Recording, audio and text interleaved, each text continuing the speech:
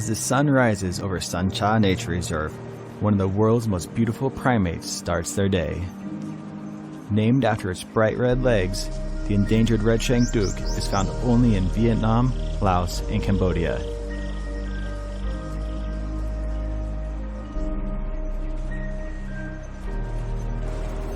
Families typically consist of a single adult male, multiple females, and their offspring. They will join other families throughout the day to form large groups to socialize with and forage for food. As leaf-eating monkeys, duklangers spend a significant portion of their day eating leaves, flowers, and fruit.